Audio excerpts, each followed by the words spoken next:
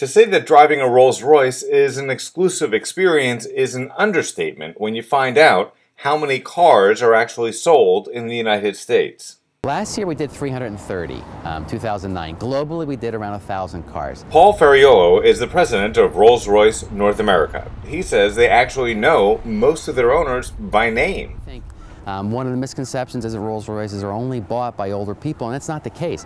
Our buyers are typically they're entrepreneurial types. They're very successful people. They've made their own wealth.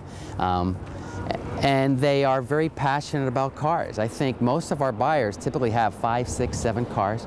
So Rolls-Royce decided to come out with a smaller, less formal, and less expensive Rolls-Royce.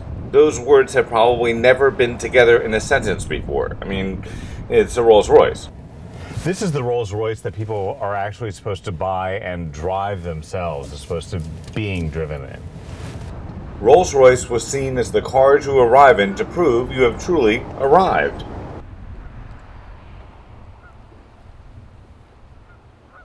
In generations past, when you glided up in a Rolls-Royce, someone else was at the wheel. This is where you normally think of someone in a Rolls-Royce. However, the new Rolls-Royce Ghost is actually a driver's car, if you can believe it. You know, when you think of a Rolls-Royce, you usually don't think about fun to drive, but this one really is. While the 2010 Rolls-Royce is as traditional as a custom-tailored Savile Row suit, it's also as technologically advanced as whatever Steve Jobs has on his personal iPhone. By the way, there's a special Rolls-Royce iPhone app to help you build your new car.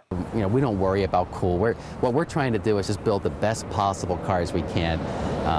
Cars that are technically, they offer the client everything they want, but cars that are yet very emotional. I hope when you see a Rolls-Royce, I hope it captures your attention. I hope you feel something when you see our cars.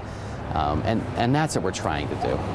The hood ornament of the Rolls-Royce, commonly referred to as the Flying Lady, is actually called the Spirit of Ecstasy. This Ghost is so advanced that the Spirit of Ecstasy has taken some self-defense classes. Even if you leave it up, it has a lateral protection on it, so if you grab onto it,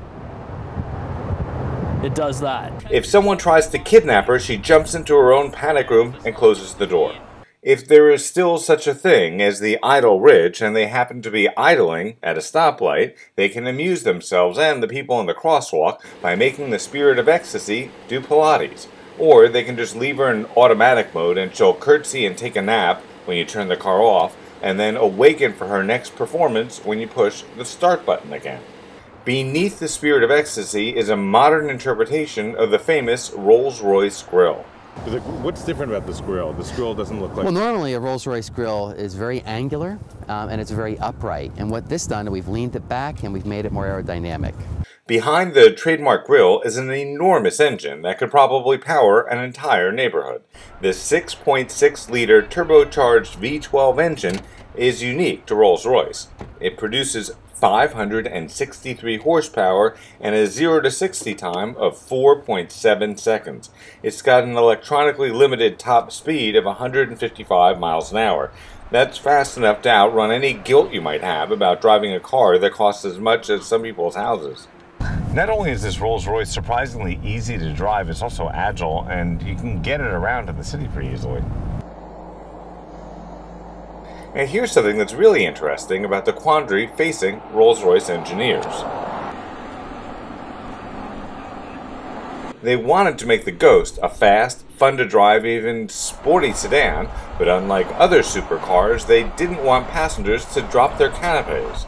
The Rolls-Royce runs on an intelligent four-corner air suspension system using multi-link aluminum front and rear axles. That means the driver can really gun it without making the passengers lose their place in whatever they're reading or lose their lunch. Of course it's comfortable, and of course it's quiet. It's what you expect in a Rolls-Royce. But I think what it is, it's a great car to drive long distances. It's a great, comfortable car. It's something you feel good and you feel special every time you get into a Rolls-Royce. The Rolls-Royce Ghost gets 13 in the city and 20 on the highway. We asked the president of Rolls-Royce if they are planning a hybrid Rolls. You know, all manufacturers are looking at all sorts of future technology, and I can't comment on what we've got planned. The Rolls-Royce Ghost is about 17 inches shorter than the regular wheelbase Phantom and about 300 pounds lighter. The price tag, even with the built-in umbrella, is also much lighter. The Ghost starts at $245,000, which is $135,000 less than the base Phantom, if there is such a thing as a base Rolls-Royce.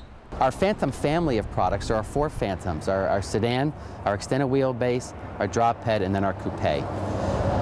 Those cars are great cars for special occasions, and I think that's how our buyers typically use them. What we found, though, is that they were a bit large for everyday use. And what we wanted to do is give our buyers the option of buying a Rolls-Royce that had a smaller package, and it was something that they felt comfortable, easier using on a day-to-day basis. And that's what this car is really all about. With options including night vision, power curtains, and various other luxury items, the price of the Ghost can easily edge towards $300,000, but that's still $80K less than the base price of the Phantom and $150,000 less than the Phantom extended wheelbase. I'm Grant Winter reporting.